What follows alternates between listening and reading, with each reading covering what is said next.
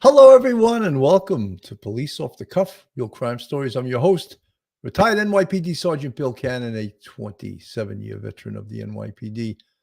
So we do have some news today, some rather breaking news. To me, not totally unexpected, perhaps a little surprising in some ways, but the fact is that Jodi Hildebrandt was offered almost the same exact plea to the 6 charges that Ruby Franke was offered. And she was offered to plea to 4 of them, and 2 of them were thrown out. So that was the deal she got in court today, maybe just a little more than a half hour ago. She appeared in court in front of the same judge that Ruby Franke was in front of.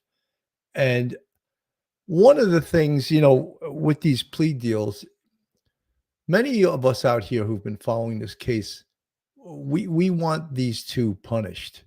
And we're not seeing maybe the punishment to the extent, but it's not over yet because the sentencing is actually going to be on February 20th. So she could plead guilty. And the deal that Ruby Franke got was she pled guilty and she got 1 to 15 on 4 charges consecutive. So apparently it's sort of a little bit strange way they sentence people in Utah. It's a little bit different than in other places. But Court TV, this is what they said in regards to this case today. They called it a shocking twist. I didn't find anything shocking about her being offered a deal. I would feel that she should be punished more severely than Ruby. And there's others that think Ruby, because she's the mother, should be punished more severely than Jodi Hildebrandt. Anyway, according to Court TV, they say in a shocking twist, Jodi Hildebrandt pled guilty at what was previously scheduled to be a preliminary hearing. It was the same thing what happened with Ruby Franke, and everyone was expecting a plea at her hearing. Hildebrandt pled guilty to 4 counts of felony child abuse 9 days after her friend and former business partner, Ruby Franke, pled guilty to the same charges. Again, Hildebrandt and Franke were arrested in August after one of Franke's children escaped from Hildebrandt's home with obvious injuries and asked the neighbor for food and water. Another of Franke's children was found emaciated inside Hildebrandt's home after police were called. So this is not a mild case. This is a very severe case that required 6 felonies to be charged, 2 of which were thrown out. And we're going to watch a little bit later. We're going to watch Jodi Hildebrandt walk into the court, and we're going to watch her plead guilty to the 4 charges she pled guilty to. So hang on to your seats and get ready. You're entering the off-the-cuff zone. True crime from a police perspective. Police off the cuff.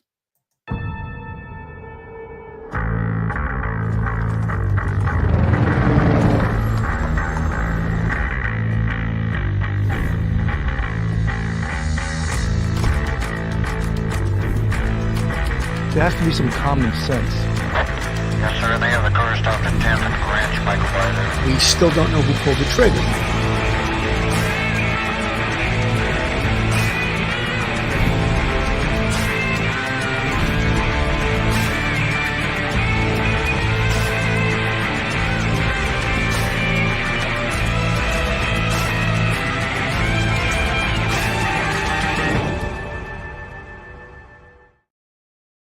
So we're back, folks. So again, the sentencing hearing today, well, it's actually not the sentencing hearing.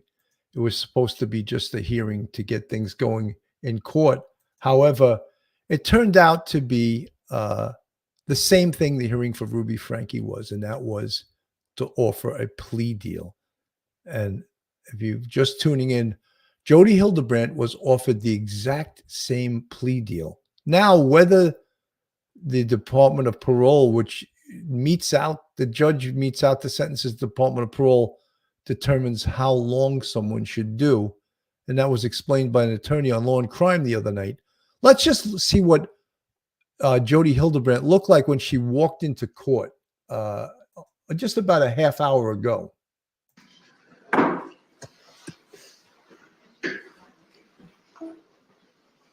She appears to be like she lost a lot of weight. That prison food probably isn't so good. Look at her face. Her face is a lot thinner than it was. So she's in the striped zebra suit, but it looks like it's gray and white. And then the court proceeding takes a little bit till the judge shows up, and then the judge comes into the court, and you can see Jodi obviously looks a little bit upset. And why wouldn't you be getting sentenced to a good part of your life for a felony and you're going to prison? So let's get to the hearing.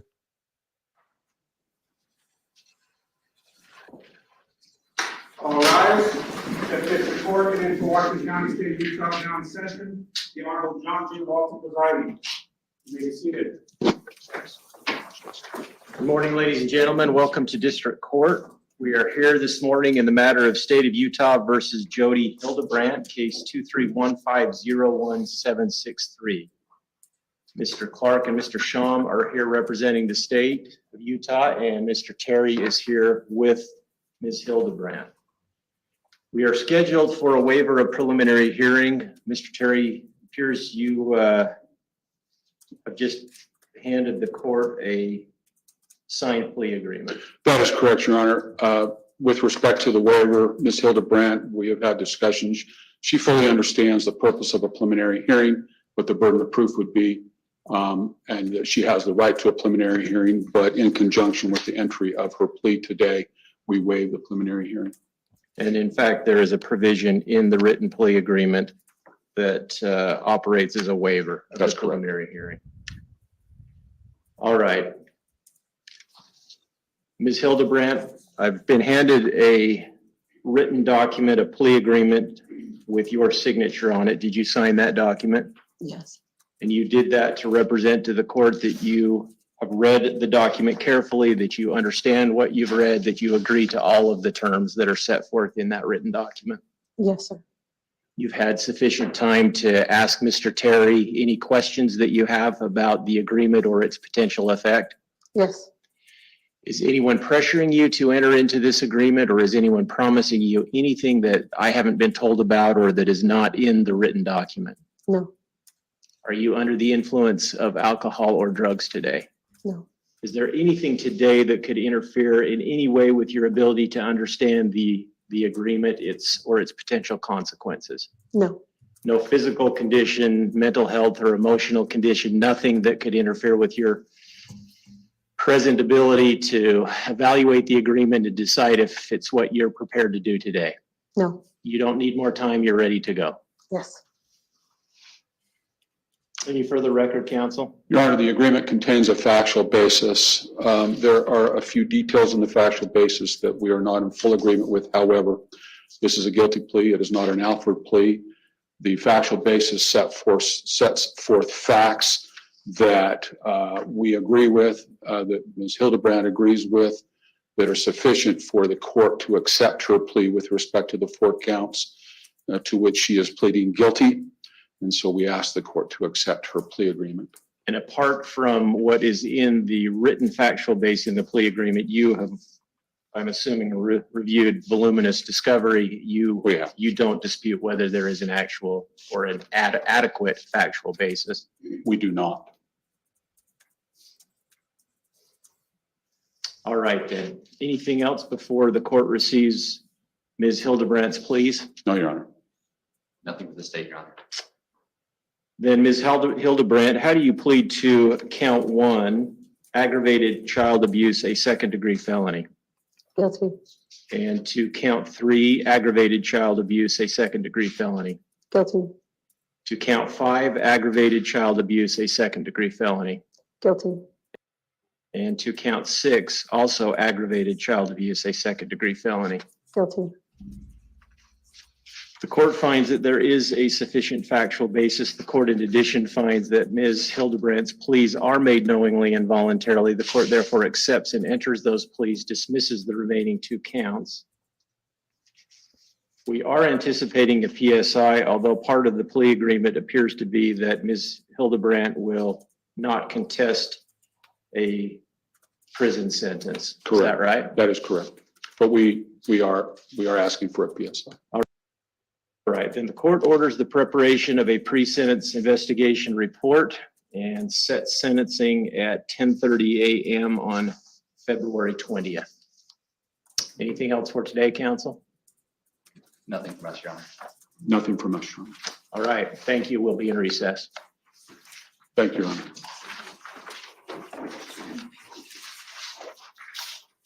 So that is it. That is it totally mirrored the same exact language, the same exact charges, the same exact plea deal that Ruby Frankie was given 9 days ago. And what we predicted here was that Jodi Hildebrandt would receive a more severe sentence because the prosecution had enlisted Ruby Frankie to testify against her in the event of a trial. There will be no trial right now because she just pled guilty. And one of the things that I thought was a little bit interesting is that the attorney for Ruby Frankie, Mr. Terry, I think he left it open, and I think I heard it correctly. They weren't going to argue the guilty plea, but perhaps they would have a little bit of argument on what the final sentence was. And I could have misunderstood it, but I think that's what he was saying. Or at least maybe to plea with the judge on what the actual final sentence will be, because the plea was for Ruby Frankie 1 to 15 4 times consecutive. So on a 1 to 15, you can do 15. So the maximum would be 60 years. No one expects Ruby Frankie or Jodi Hildebrandt to do 60 years in prison. So then what does 1 to 15 4 times mean? Could it mean that each one of them does 4 years, 5 years, 10 years? What does it mean? That is yet to be seen. Muggsy Siegel, I want to thank you. He's gifted 5 police off the cuff memberships to folks out there, and I'll choose those folks and pick them for a police off the cuff membership. Thank you so much, Muggsy Siegel. Merry Christmas, Feliz Navidad, Happy New Year. Thank you very much. So to many, this seems, oh, this was unexpected. This was shocking. I don't see anything shocking about it. There's nothing shocking about this. The only thing that could potentially be surprising, and you look at this picture on the screen of Jodi Hildebrandt, and you could see she looks a lot heavier outside of prison than she looks inside, or actually not prison, jail. She seems to have lost considerable weight. Her attorney said that while there are some issues in the factual basis of a plea agreement with the prosecutors, he specified that the plea was guilty and not an Alford plea in which a defendant pleads guilty without admitting wrongdoing. In New York, when someone pleads guilty, they're required to do something called an allocution, and they must stand before the court and admit to every single subdivision of the crime and what their intent was. Knowingly, was their intent to knowingly deprive someone of property, say therefore in like a robbery? And did you intentionally and knowingly use physical force to attempt to take property away from someone? I'm just using this as an example. So that's in New York, an allocution. So this is they would call an Alford plea. It's not an Alford plea in which a defendant pleads guilty without admitting any wrongdoing, because obviously in this case, you want to hear them admit to their wrongdoing. Outside of the courthouse following the hearing, Hildebrandt's attorney told media that his client pled guilty because she wanted to take responsibility, and she decided to plead guilty before Frankie signed her own plea agreement. Like Frankie, Hildebrandt was not offered a guaranteed sentence as part of the plea agreement. Both women are scheduled to be sentenced on February 20th at separate hearings. At the time of both guilty pleas, attorneys for Frankie and Hildebrandt confirmed that their clients had accepted a yet unknown prison term as part of their sentences. The attorney representing Frankie's estranged husband, Kevin, told Court TV's Vinnie Politan that the couple had gone to Hildebrandt, who was a licensed mental health counselor, for help with their marriage. The attorney said that Kevin was forced out of the house and into isolation before the abuse began. Hildebrandt's license to practice in Utah was limited after her arrest, and she's not allowed to practice until the charges have been resolved. She has been licensed for more than 20 years with no disciplinary action visible in her public file. So both Jodi Hildebrandt and Ruby Franke are going to be sentenced on February 20th. Tayo Toys, no trial church has too much power in Utah. I think, I hope that's correctly Tayo Toys, the pronunciation. I think that they were afraid to go to trial, and especially in the case of Jodi Hildebrandt, because Ruby Franke was going to testify against her, and therefore would have done much worse, I believe, after trial than she did by pleading guilty. The court potentially could take mercy upon both of them because they pled guilty, and now they don't require the state the cost and the trauma of bringing the kids in as witnesses, and also other people that have been traumatized and had their lives destroyed by Jodi Hildebrandt and Ruby Franke.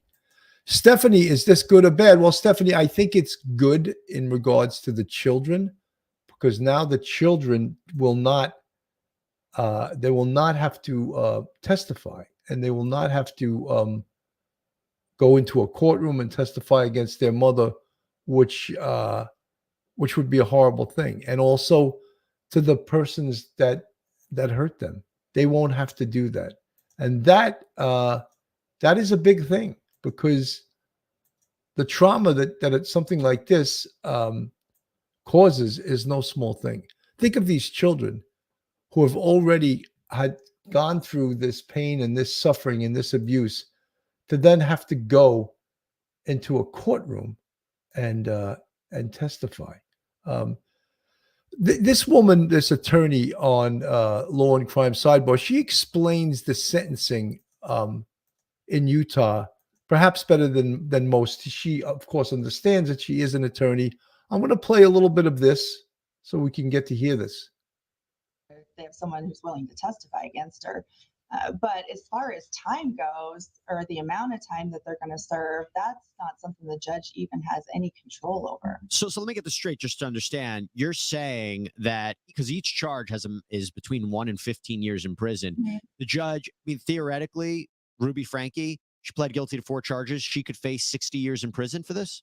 She could, because they're run consecutive. Now, the way the sentencing matrix works in Utah is on consecutive sentences, which this will be on the 4 counts. She'll serve whatever the matrix time is that the board gives her on the lead charge. Now, in this case, they're all the same count, so it doesn't make any difference.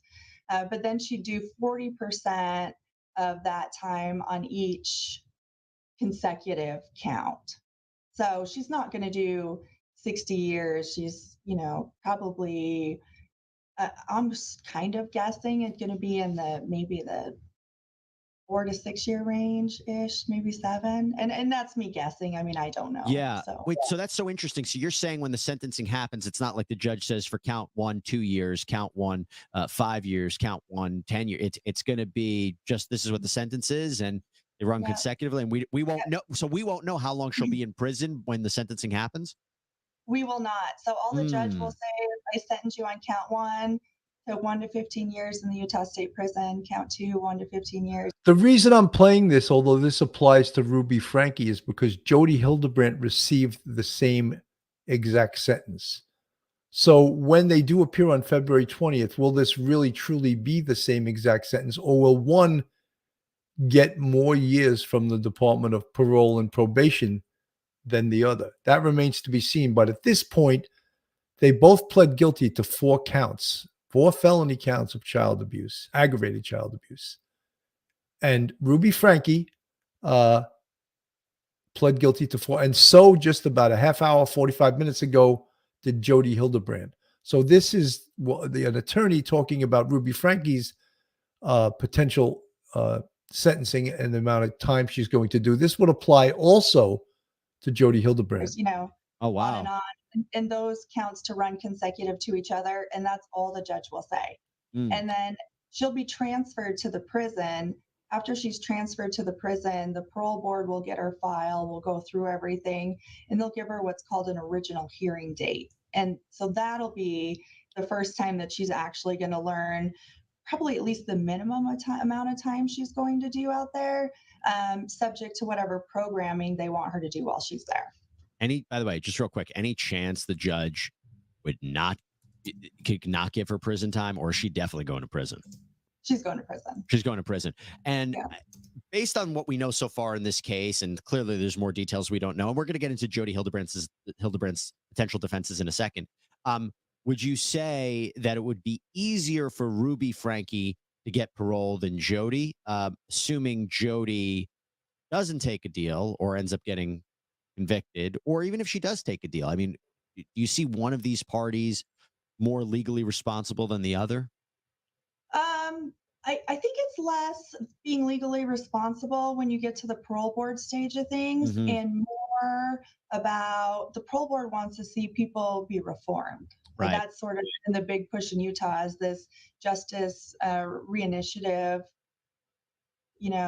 reform act and treatment and rehabilitating people along with the punitive part of it. Folks, some of you were asking questions in the chat that it's really surprised that they both pled guilty. When you think about it, it makes a lot of sense. Because after a trial, when you talk about 1 to 15 on each one of those charges, if this was going to be the most severe sentencing, then they could get up to 60 years. So 15 years on the first count, 15 years second, 15 years third, 15 years on the fourth. But there is some leniency in the sentence 1 to 15. So as this attorney was just talking about, in Utah, they're looking at more like rehabilitation and being sorry for your crimes and grow from it and become a contributing citizen. But also they need to be punished. Let's not lose sight of what they're being charged with. They absolutely need to be punished. And that's what we're going to find out on February 20th. Now, the case in regards to worrying about the children being dragged into court, worrying about other victims of Jodi and Ruby. Yes, and both of them ruined lives. Both of them, right? Not just Jodi Hildebrandt, who gets more credit because she was a therapist. Ruby Frankie ruined lives, and most of them were related to her. So there needs to be punishment for this. Absolute punishment. So she's going to get credit for the fact that she pleaded guilty and took responsibility off the top. And then if she does well in her programming and her treatment at the prison and continues to take responsibility and show to make an effort to make things get better or make things better, she's going to get a far earlier parole date than someone who goes out to the prison on the same charges who denies any culpability in it or any wrongdoing. DB, you're 100% right. What nonsense that was. I'm going to admit, this is DB talking, I was definitely disappointed she pled out. Saying that Jodi did it for the children was pure fiction. 100%. That's probably something her attorney told her to say. She did it for herself. She's a selfish person. She's a mean person. She's a despicable person. And so it just doesn't pass, as they say in the law, the smell test that she did it for the children. Yeah. Did she also duct tape the children? Did she also not feed them? Was that for them too? So let's not get ridiculous. All right, let's get into some Jodi Hildebrandt defenses. Okay, so the first way that I looked at So it really, was, this is all redundant what do we because have? there is no defense because we know now that Jodi Hildebrandt, she pled guilty, right? And we can all sit here and say, oh, Jodi was more culpable than Ruby. Ruby was more culpable than Jodi because Ruby was the parent, was the mother of these children. But the reality is that they're both culpable, and they both now, as it stands right now, they both pled guilty to the same exact charges.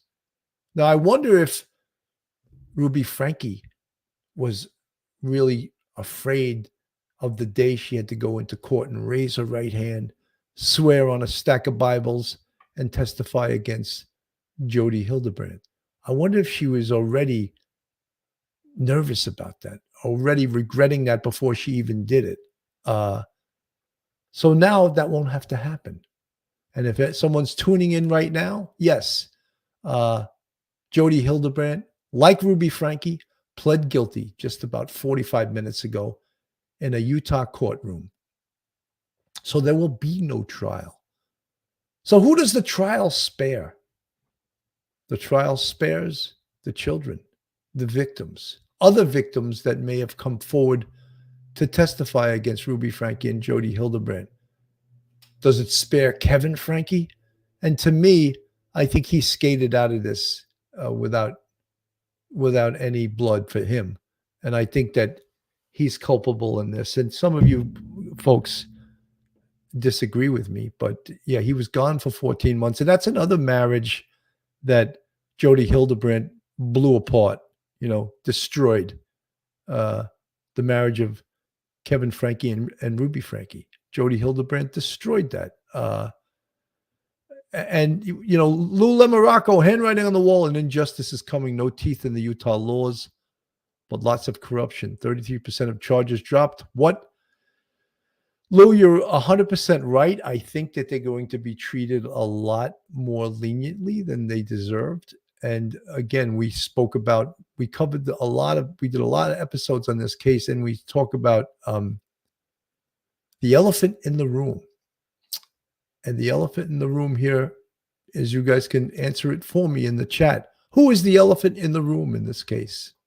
And I'm not in Utah, and I'm not part of that culture, but many of you folks in the chat have told me the elephant in the room, LDS, Hunter X Anglo, yes, the Latter-day Saints, the Church of the Latter-day Saints. And I say that because most of Jodi Hildebrandt's clients, if not all, were being referred to by the Church of the Latter-day Saints. In many instances, they were paying the bills. They were paying for the counseling services that Jodi Hildebrandt was giving to the clients who the church was referring to them. So, excuse me. So yes, that is the elephant in the room. And will they be held culpable in any way? Is there going to be a civil part of this case? And what do I mean by that? Well, once Jodi Hildebrandt and Ruby Franke go to prison, and they're going to be going to prison, will they also be getting sued for damages that they did to people, damages they did to some of their clients, damages they did to members of Ruby Franke's family? Will there be a civil portion to this? I think the answer is yes. Excuse me, guys. Getting a little allergies.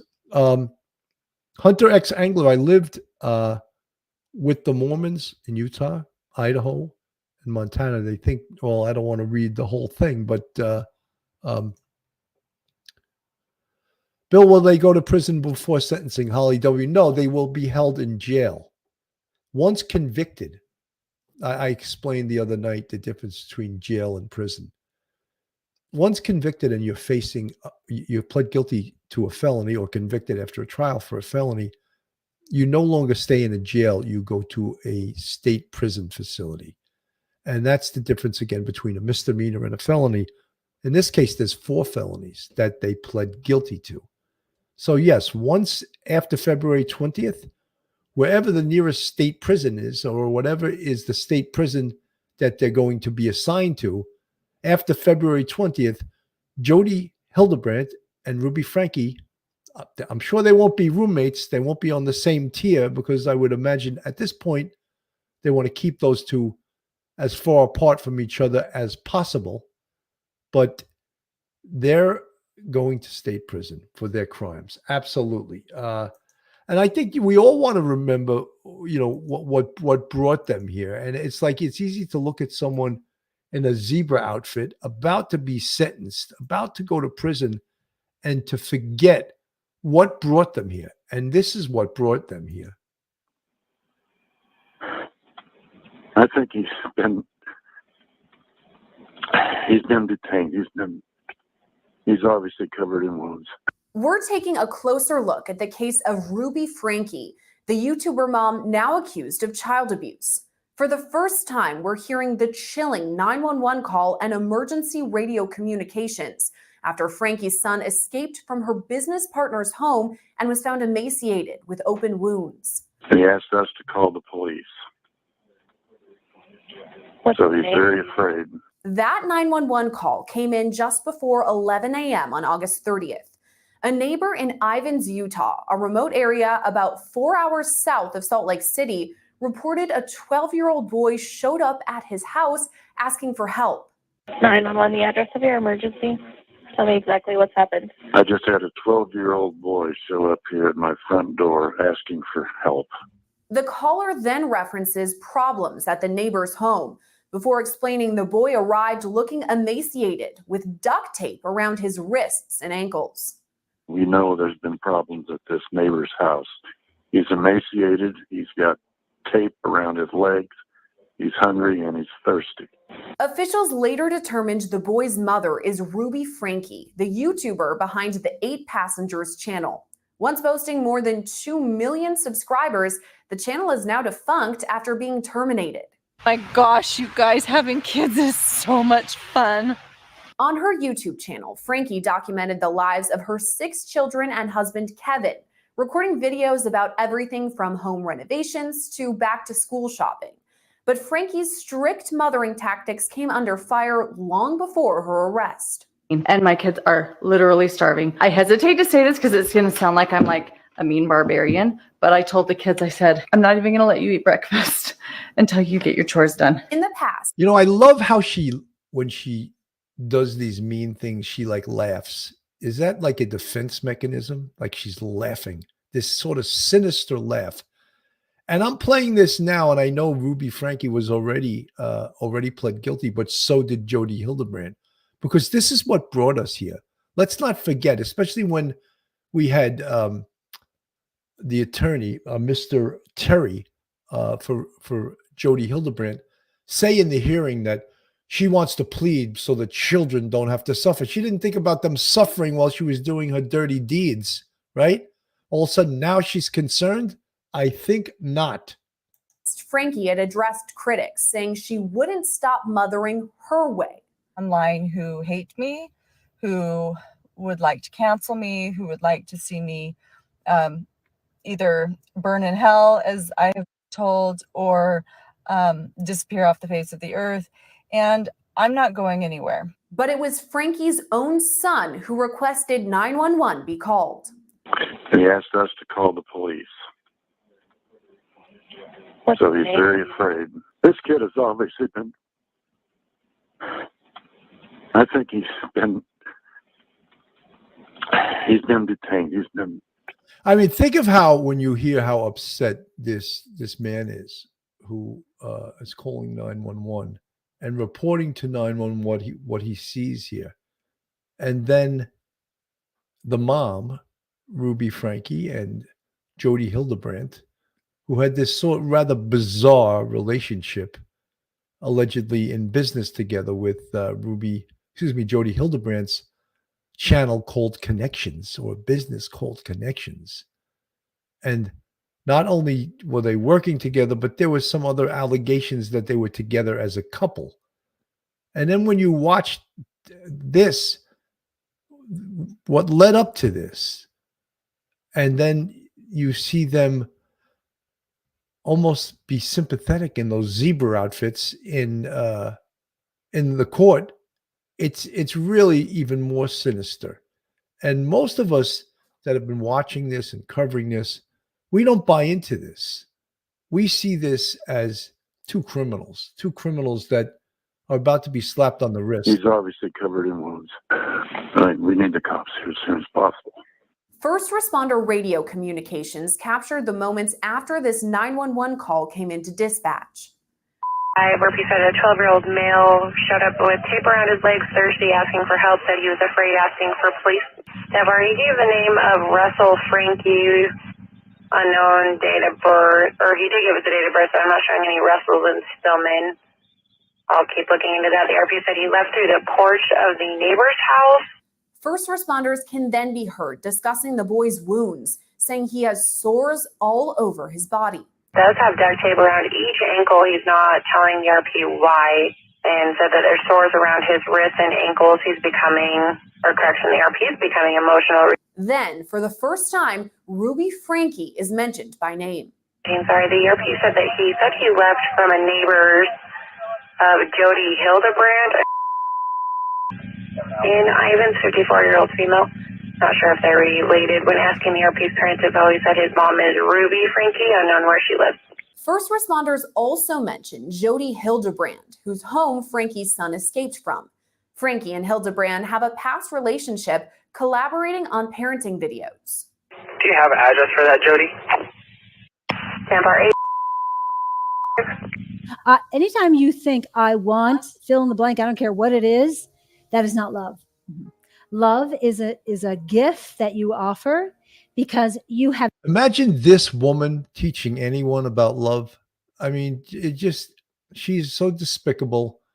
She's so unbelievable as she presents this little video of her talking about love. It's just not a believable preaching. That's what it is, preaching. Have generated it inside yourself. And how do you generate love? Well, the only way to generate love is you use your agency to choose principles of truth. First responders then mention the boy's siblings, who are still back at the home. He's also saying that there's two of his sisters are back at the home as well. Officials say when they arrived to the scene, investigators went to a nearby home, finding other children in similar conditions. In all, 4 children were eventually taken to the Department of Child and Family Services. 10:18, 3 minutes, medical's in front of me. Recordings capture officials arriving to the scene when they see the 12-year-old boy's condition firsthand. Hey, 314, the wounds on his leg are pretty good. 12X511, 314, medical's going to transport him, said that his wounds are in need of. You know, it also helps, and I'm being sarcastic, when someone who's an abuser like this lives in a $3.5 million house, you know, as she doesn't feed the children. And then she's talking about agency, you know, and love in a way that is so despicable and so unbelievable, you know.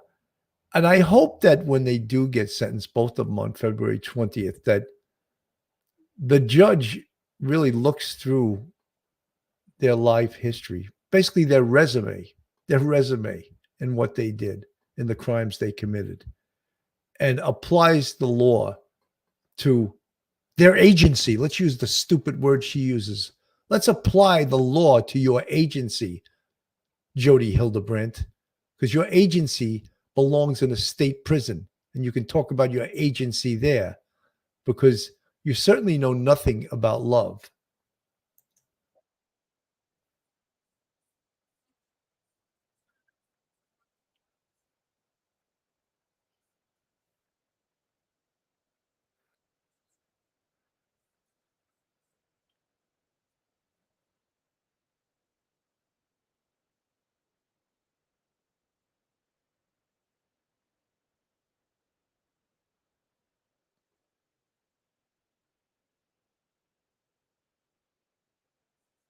You know, folks, let's not also let's not forget that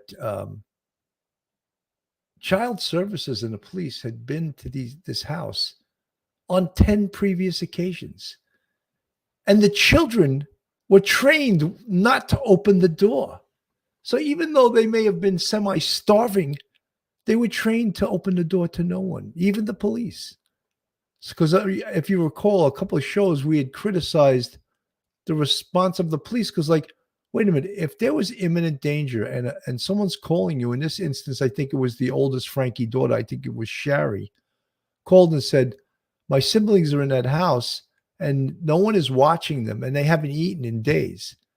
And the police knocked on the door and no one answered the door. They knew there were people inside. And, you know, in New York City, I would have boomed the door. I would have taken the door, you know, under the imminent danger doctrine, that the children were in imminent danger of harm, you know, abused, neglected, or maltreated children. I would have boomed that door. Emergency service, you know, 2-4 sergeant, 2-3 sergeant, Manhattan North Homicide Squad sergeant, please respond to such and such location. I need an entry. That's what we would call it. We need a forced entry. An emergency service would show up and they would just actually use a hydraulic tool that would break the lock and get us in there as peacefully as possible. And then we would take the kids into our custody. In Utah, it's a Department of Children and Family Services. And it seemed to me that they were a bit remiss in their duties too. They didn't do the right thing, and they knew about this because there were numerous reports against them. Keith Casaggio, I know you would have great content after reading up on him, and I think the rest of your contributors would enjoy it as well. I'm not sure if you're talking about me or who you're talking about.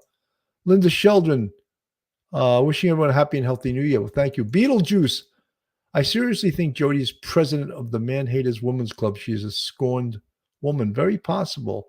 She seems to have an extreme mean streak inside her, I believe. Again, comment on the boy's condition. Public 11, 3 and 14 as well. The child looks very emaciated. Officials then discuss the next steps, deciding the boy needs medical care. Or you want medical to hold off to transport to the hospital? We need to get some photographs first. 10-4, we're going to have him hold here. Yeah, if he's alert and breathing, just hang out and wait for us, please. According to a press release, the boy's condition was, quote, so severe that they were seen by the Santa Clara Ivans EMS and transported to a local hospital. Eventually, the conversation comes back to Frankie and Hildebrandt over the radio. After doing a little digging, it looks like that 27 I sent you for Ruby Frankie is going to be the one that is associated with the Jodi Hildebrandt. They're both showing a therapist from Salt Lake and associated through social media as well. Control 12X11, does she have an address in Springville? Yeah, 10-4, she's showing up in Salt Lake per her Facebook. Her and Jodi both are therapists showing addresses up or locations for their work up in Salt Lake as well. Copy, yeah. 10-4, that's going to be the mom. What's the address for that Jodi Hildebrand? Sorry, which address for Jodi? Do you have an address for her in Kansas? Yeah, 10-4, she's just a few streets up showing the address of. At this point, first responders search Hildebrandt's home. 7 keyhole there, we're searching the house. Both Frankie and Hildebrandt were arrested on August 30th and charged with 2 counts of aggravated child abuse. Those charges have since been upgraded, and now they each face 6 counts of aggravated child abuse. If convicted, that means they could spend 15 years in prison and owe a $10,000 fine. Right now, both are being held in the Washington County Jail. Reporting for Law and Crime Network, I'm Sierra Gillespie. So we all updated now. We know the whole gist of this today is that Jodi Hildebrandt has pled guilty. She's pled guilty to 4 charges, the same 4 charges that Ruby Frankie pled guilty to. So on February 20th, Ruby Frankie and Jodi Hildebrandt separately, not together, separately will be sentenced to prison. And they pled guilty to 4 felonies. So the consecutive, not concurrent, consecutive sentences means they run one after another. Concurrent would be they run at the same time. I don't know why they even have something called concurrent sentencing. It doesn't seem to make any sense. Consecutive sentences, so 1 to 15 years. Who knows what the Department of Parole and Probation in Utah, which decides the amount of years someone gets, who knows how much time they're going to give them. You saw the attorney we played before on Law and Crime said they think more about rehabilitation, about forgiveness and turning your life around than they do about punishing people. That seems to be the trend these days. Kevin Callahan, such cowards turning on the only innocents left in the world, children, bunch of wackos. I agree, Kevin. It's extremely egregious that children were the victims of this crime and crimes, actually. Folks, this is Police Off the Cuff, real crime stories. If you like real crime, true crime from a police perspective, then you're in the right place. And if you're not subscribed to us, go on our YouTube, hit that subscribe button, give us a thumbs up, and ring that bell. And if you want to contribute to us in a financial fashion, we have a Patreon with 3 different levels. And we also have a YouTube channel membership with, count them, 5 different levels. And we appreciate all our fans, our subscribers, and our friends that have really supported us during 2023 and years before that also. And we're expecting a fantastic 2024 with all kinds of new cases, new possibilities, and we're going to bring it to you, police off the cuff from a police perspective. If you're looking for a fantastic attorney in a New York metropolitan area, then Joe Murray is your man. Joe's a retired NYPD police officer and a fantastic defense attorney. You can reach Joe on his cell at 718-514-3855. Email him at joe@jmurray-law.com. Go on his website, jmurray-law.com. Not only is Joe a fantastic defense attorney, but also he's a huge supporter of the Police Off the Cuff podcast. And we appreciate everything that Joe has done for us. It's coming upon the new year, and we always think about, having a better year the next year than we had the previous year. 2024, sometimes you can't even fathom how we got this far, And I want to show you a picture from, I believe this was 2008, where I had the Times Square detail. I had the investigative detail myself, and I believe it was 5 detectives. Here's a little picture of us right there. It almost looks like we're from another era. And I'm in the middle there with that yellow Jerry Garcia tie. And I believe that was 2008. And if anything happened at the New Year's Eve celebration in Times Square, again, in the year 2008, we were in charge of the investigation of that. And luckily, nothing happened that we would have had to do a large-scale investigation. I just thought I would show you that picture. And that was New Year's Eve 2008, because as you know, it's, of course, New Year's Eve, and many people watch the ball drop. They want to see the ball drop. It's Beetlejuice. Kevin was still at home when some of the abuse was happening. He should have been charged with something. It was shown right on their YouTube channel. Shaking my damn head. Yeah, I've said that before, that I felt that Kevin skated out of this. He skated away. He didn't seem like he was charged with anything. And he potentially could get custody of the children. And is that a good thing? This was how ABC Utah reported this today. Her former business partner, Ruby Franke, pleaded guilty to multiple counts of aggravated child abuse. Hildebrandt will face a judge in Washington County for the first time since Franke agreed to testify against her. Like Franke, Hildebrandt faces 6 counts of felony aggravated child abuse after one of Franke's 6 children walked out of Hildebrandt's home asking for food and water. According to the agreement, Franke admitted she intentionally or knowingly helped inflict serious physical injuries on her 2 youngest children from May 22nd through August 30th of this year. According to the filing, her daughter was just 9 years old when the abuse began, and her son was only 11. Hildebrandt's hearing is scheduled to start at 11 a.m. So again, repeat again, so for some of you that tuned in late, Jodi Hildebrandt has pled guilty. She's pled guilty to the same exact charges that Ruby Franke pled to 9 days ago. And they will both be sentenced on February 20th of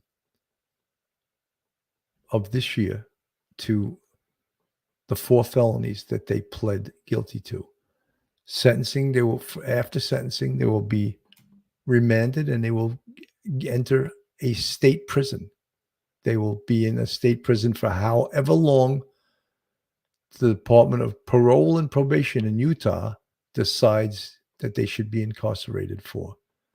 Predictions, anywhere from 4 to 7, 4 to 10 years, possibly. They're eligible for 1 to 15 on each charge consecutive. Not many people believe that they're going to be sentenced to that long a time in jail or in prison. People believe that, and people in the know, that they're going to get somewhat of a lenient sentence. I mean, when you look at them in this picture that's on the screen, this professionally taken picture, they look like 2 really normal, caring human beings. And we know the reverse is true. And, when I heard the defense attorney, Mr. Terry for Jodi Hildebrandt, talk about how she understands what she did, and they don't agree with every part of the conditions of the guilty plea. Are you kidding me? Stop it. You're getting a deal. You better just agree to what you did, And as I said, in New York, they'd be required to do something right before the court called an allocution.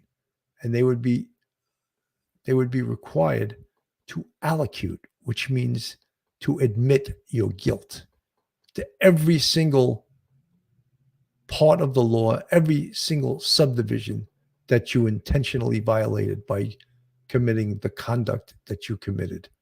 So when the attorney attempted to do a tap dance there and said, well, we don't really agree with all of this. Well, dude, please stop it.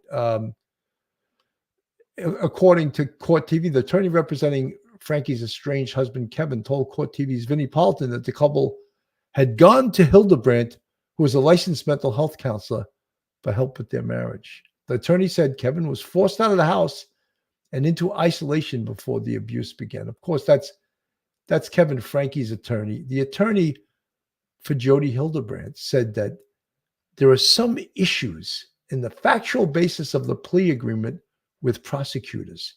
He specified that the plea was guilty and not an Alfred plea in which a defendant pleads guilty without admitting wrongdoing. So he's trying to soften it up a little bit, and that's his job. His job as a defense attorney is to soften it up a little bit.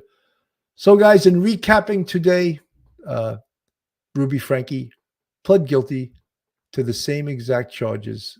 Jodi Hildebrandt pled guilty to the same exact charges that Ruby Franke pled guilty to.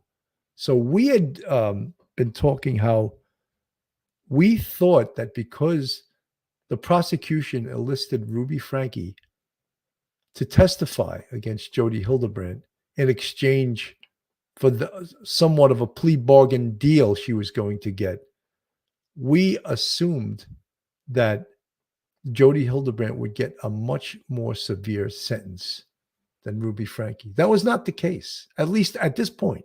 It could still be. It could still be that she gets a more severe sentence once the Department of Probation and Parole gets involved. Beetlejuice, both women can stay in contact with the Mormons via snail mail, email, etc. So they're going to keep being brainwashed behind bars too. Well, Beetlejuice, I don't really know anything about that, but as we have spoken about, Karen Kennedy's children's lives were in danger if this abuse had gone on, would be murder charges. Let's not forget this. Jodi and Ruby need substantial sentences, 15 years at least. Many of you guys feel that way. Legal-minded friends, Karen Cole, thank you for stopping by today. I know this was an unplanned show. I was available and I just said, she just pled guilty in a court. Let me get on the air and see if I can get some of you guys to join me. So you did. So I want to thank everyone for showing up today. I want to again wish everyone a wonderful Merry Christmas. I'm sure it's still extending. Some of you still have friends and family around. And I want to wish everyone a happy and healthy new year. 2024 is almost upon us. And I'm wishing the best for everyone, all the Police Off the Cuff family and all your friends, family, relatives, the best year. Have a great day, everyone. Bill Cannon from Police Off the Cuff. God bless and have a great day.